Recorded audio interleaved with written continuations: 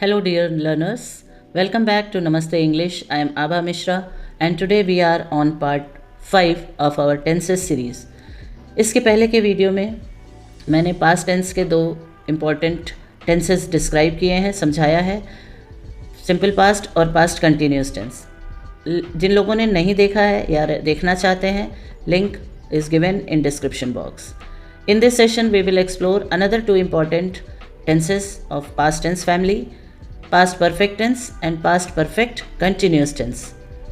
You will learn how to make positive, negative and interrogative sentences in both the tenses, the rules that make them simple and clear, lots of examples for better understanding, and finally a practice exercise to test your knowledge and understanding. By the end of this session, you will be confident in using these tenses correctly in both speaking as well as writing. So let's begin. सबसे पहले हम past perfect tense के बारे में बात करेंगे. जैसा कि प्रेजेंट परफेक्ट टेंस में मैंने बोला था कि किसी भी काम को ख़त्म कर देना मतलब चुका है, चुकी है, चुके हैं, तो यहाँ पे बस चुका था, चुकी थी, चुके थे.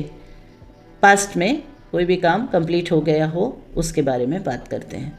चलिए यूजेस बताते हैं किस किस सिचुएशन में आप पास्ट परफेक्ट टेंस यूज़ कर सकते हैं और साथ में एग्जांपल्स भी. पहला है to describe an action finished before another past action. कोई भी पास्ट के एक्शन को डिस्क्राइब करने के लिए जो जिससे पहले कोई और एक्शन हो चुका हो. जैसे Richard had gone out when his wife arrived in the office. दोनों एक्शन पास्ट के हैं, लेकिन एक एक्शन सिंपल पास्ट में है कि उसकी वाइफ ऑफिस पहुंची, और उससे पहले का जो एक्शन है उसे डिस्क्राइब करने के लिए हमने पास्ट परफेक्ट टेंस लगाया. रिचर्ड हैड गॉन आउट, जब उसकी वाइफ पहुंची उससे पहले ही रिचर्ड जा चुका था. दूसरा है to describe an action happened before a specific time in the past. Past के किसी स्पेसिफिक टाइम में कोई एक्शन को डिस्क्राइब करने के लिए. Christine had never been to an opera before last night. Last night specific time है, उसको पहले का डिस्क्राइब करने के लिए हमने लगाया. जैसे कि लास्ट नाइट से पहले क्रिस्टीन जो था वो कभी ओपेरा नहीं गया था. अगला है to describe cause and effect combine with past simple. मतलब कॉज और इफेक्ट डिस्क्राइब करने के लिए जिसमें कि एक जो होता है वो सिंपल पास्ट में होगा. I got stuck in traffic, ये देखिए सिंपल पास्ट है. क्यों स्टक हुए? Because there had been an accident. अब उसी को डिस्क्राइब करने के लिए जो कॉज है वो आपका पास्ट परफेक्ट में है. And last to emphasise the result of an activity in the past. Past की एक्टिविटी को जोर देने के लिए भी हम यूज़ करते हैं. जैसे I had been to London twice by the time I got a job in New York. I got a job in New York ये पास्ट का है, सिंपल पास्ट, और उसी को पहले का दिखाने के लिए I had been to London twice, ये आपका पास्ट परफेक्ट टेंस में है. अब हम देखेंगे पास्ट परफेक्ट टेंस के सेंटेंसेस कैसे फ्रेम होंगे, कैसे बनाएंगे, क्या स्ट्रक्चर होगा. Subject plus helping verb had plus past participle, then object and rest of the sentence. Example, she had finished her homework before she went to bed. More examples, I had played football, you had studied English grammar, he had finished his work, she had made coffee. ये सारे positive sentences के examples हैं. याद रखिए, बार बार इसमें मैं hammer कर रही हूँ कि परफेक्ट टेंस किसी भी टेंस में किसी भी तरह का सेंटेंस हो, पॉजिटिव, नेगेटिव, इंट्रोगेटिव, सब जगह past participle form of the verb या third form of the verb लगेगा. बिकॉज परफेक्ट टेंस की आइडेंटिटी है third form of the verb. अब हम नेगेटिव सेंटेंस की बात करेंगे. स्ट्रक्चर है सब्जेक्ट, फिर हैड, फिर नॉट, कॉन्ट्रैक्शन भी यूज़ कर सकते हैं, hadn't, and then past participle third form of the verb, and then rest of the sentences. They hadn't visited the museum before they came to my house. मेरे घर आने से पहले वो विजिट नहीं कर चुके थे. अगला, I had not played football. You had not studied English grammar. He had not finished his work. She had not made coffee. अब हम बात करेंगे इंट्रोगेटिव सेंटेंसेस की. दो तरह के क्वेश्चन, yes और no और WH टाइप क्वेश्चन. तो yes और no पहले देख लें. स्ट्रक्चर है हैड पहले आएगा, सब्जेक्ट आएगा, फिर पास्ट पार्टिसिपल वर्ब फॉर्म आएगा and object. Had I played football, hadn't I played football भी हो सकता है. नेगेटिव में क्वेश्चन है had you studied English grammar, had he finished his work, had she made coffee. अब देखिए क्वेश्चन में भी थर्ड फॉर्म ही यूज़ किया जा रहा है वर्ब का। WH टाइप में भी ऐसे ही है, WH टाइप वर्ड पहले, then had, then subject, then V3 and object. Where had I played football? What had you studied? What had he finished? When had he made coffee? How had they celebrated his birthday?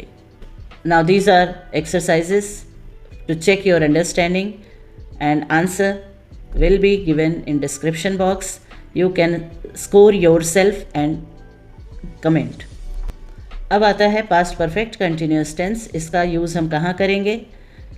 ये past perfect continuous भी सब कुछ वैसा ही है जैसे present perfect continuous tense में since और had, since और फॉर का यूज़ करेंगे, और इसके साथ ही साथ कुछ और सिचुएशन है जहाँ पे हम कहाँ कहाँ इसका यूज़ कर सकते हैं। आप देखिए एग्जाम्पल के साथ।